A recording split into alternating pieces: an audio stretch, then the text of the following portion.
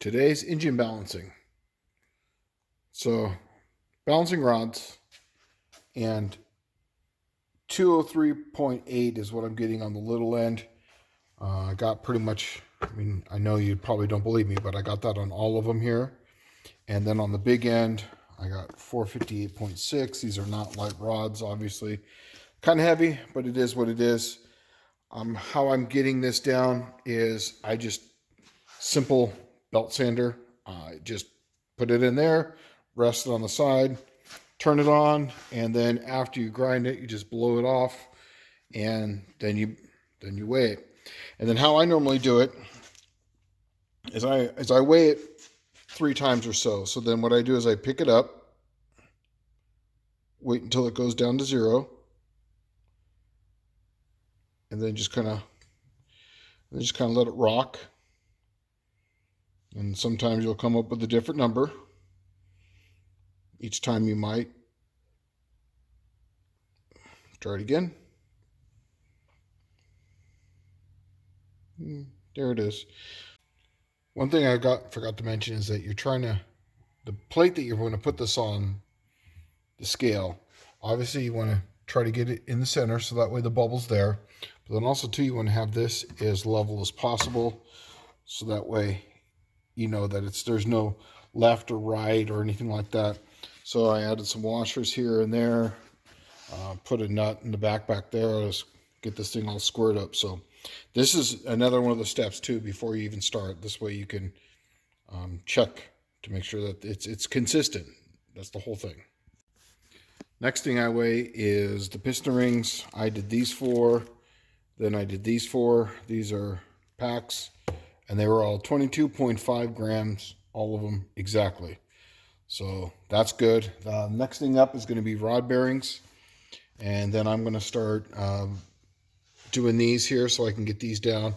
Right now the combination of piston and pin I got is 587 on the low end. On the high end it's 589.2.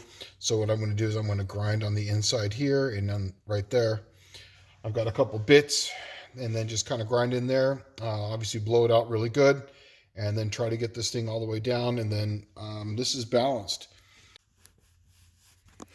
Well, that's what every bearing weighs, 22.1. I measured them all. I even measured these 4 here, put them back in.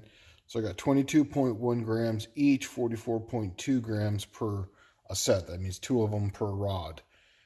The next thing I'm going to do now is grind those down and get them all weighing the same, and then this thing will come up with a bob weight, and I'll show you how to do that. Alrighty.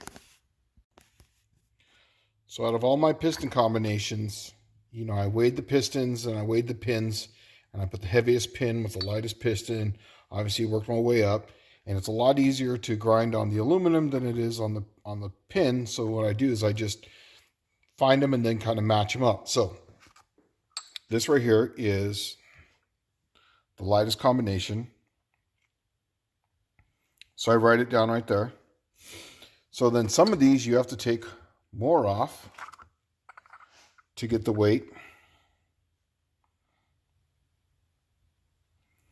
Then say like this one right here, we had to take off very minimal amount to get the weight.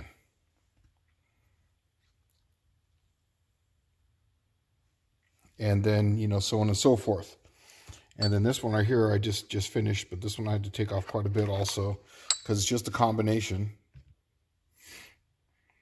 So everything's weighing out about the same. Oh, there it is. Yeah, then you better go back, sucker. Anyways, I got 4 more to do, and then I'm going to do the bob weight, but this kind of shows you what you have to do. Now, how I do it is I take a little grinder, and then after I grind it, and I get it within about 1/10 or so before, then I take this and then I grind down the cut marks, so that way it smooths it out so you don't have any stress risers, and then that just helps it out. It just smooths it out. And then before I do any of that stuff too, I already ground down the edges right in here. On some of these they have a little bit of flash, so I take down the edges so that way there's nothing there. Anyways, that's that. I'm going to be moving on, and we'll be getting a bob weight soon. When I was calculating up the bob weight, I decided to do another video thinking about, well, this is a drop-in unit. So why don't we see if this truly is a drop-in unit?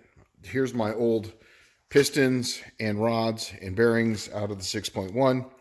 So I measured every single one of them, and to make it the absolute worst case scenario, I took the two outliners. Basically, this is the lightest big end, the heaviest big end, and every single one of the small ends were right in between these two right here. So this is the worst case scenario for rod weight. I took the bearings, I took the rings, took the locks, and I did the exact same thing with the pistons. I took the smallest one, the lightest one actually, and then I took the very heaviest one.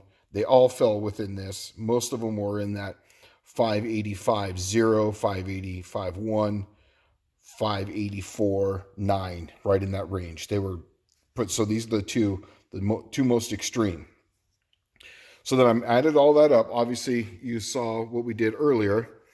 So what I did is this is the drop-in kit. This is the stock 6.1. Since I weighed everything with a piston and pin, since that's how I did it here, I did it the exact same way over there.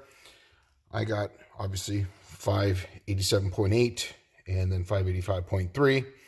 Locks were identical. 1 gram each, 2 grams, 2 grams. The rings, 22.5 for the Molly. For the factory ones, you were looking at 35.6. Small end on this one. On the drop-in was a little heavier, 203.8. This one was 186.55, and that was just because my significant figures were a little different because these were the two extremes.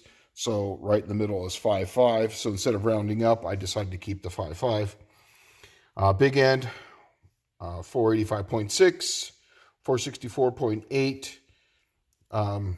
The ring totals, obviously you could just calculate that up. I just didn't put it in there. Bearing, 44.2, 44.4. Oil, I both did 4 grams each. Bob weight is piston plus pin plus locks plus rings plus small rod end plus times 2 of the big end rod plus bearing, and then you add the oil at the end. So the drop-in, when you do all that up, came out to 1825.7 grams for a bob weight.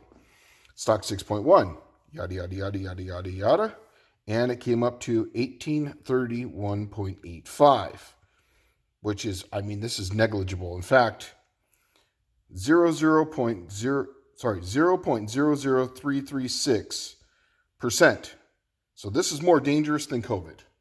So I would say that this is totally fine. 100%, you're good to go. Drop-in units, from what I see, from what I measured, numbers don't lie. Obviously, I balanced all this stuff. So once it's balanced and once it's always the same, I took out a lot of weight on some of these, and, I took off a lot of weight of this. So it probably would weigh almost exactly the same. But since I ground on these a little bit, that's where I get this more dangerous than COVID number. Anyways, so that's basically how you get bob weight. The next videos are going to be showing, I'm going to do some file fitting on rings, cleaning up the block, and maybe build the short block.